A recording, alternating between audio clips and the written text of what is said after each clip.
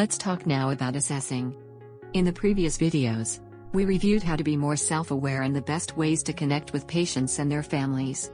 Now the next step of the iCare program is to assess. What do I mean by that? Registration is a complex and detail-oriented process. As you know, it involves obtaining accurate demographic, insurance and medical information. You also have to inform patients on their financial responsibilities. Additionally, you are scheduling appointments, as well as laboratory and other tests. You also answer questions about the registration process, practice and medical team. You do all that, while you are answering the phones and entering data in the computer. Wow. In general, registration does a great job at this. But registration also includes assessing patients and families, concerns, needs, fears and other feelings. Assessing is to understand the patient's situation as a whole. How they are making sense of what's happening to them. I'm so hungry. When are we going home? I am so bored. Sorry I am late. There was an accident on the road. It was terrible. Hello.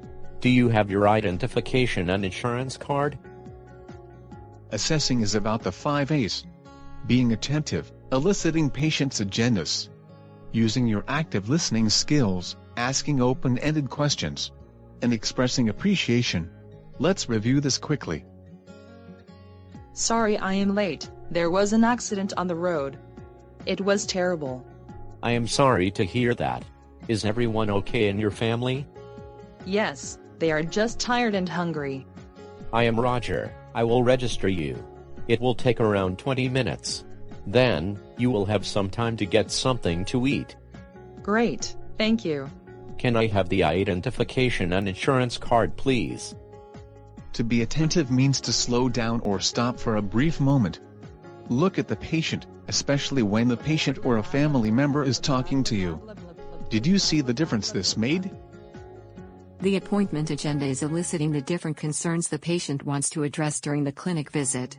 Please, do not ask, "What's wrong?" or "Why are you here today?" These questions have a negative connotation. Instead use phrases such as, "How may I help you?" "What can I do for you?" With these questions you come across as a polite and caring person. Start assessing patients' concerns using active listening. This requires that you focus on what the patient is saying. In the course of a conversation, people will make throwaway comments or make facial expressions. Be sensitive to verbal and nonverbal cues. Let patients and families do the talking. My son has not eaten. He is starving. How You much can't leave longer is now the to wait? eat. You need to wait. Did you notice? First, avoid crossed arms. It does not convey openness. Second, avoid interrupting. Let patients and families express their concerns, even if you think you already know the answer to their questions. Research shows that on average, patients are interrupted within 16 seconds explaining a concern. Allowing a patient to speak may have an average of 6 seconds longer than when redirecting them.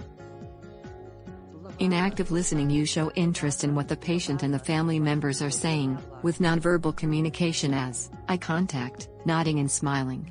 Avoids a temptation to get distracted, to interrupt, to give your opinion. Avoid judging or redirecting the speaker. Use verbal continuers as, "Yes, I see, tell me more, what else?" There is more about assessing, but before we continue, I challenge you to be more self-aware about how attentive you are with patients and their families. Do you have the tendency to interrupt the patients and their families while expressing concerns?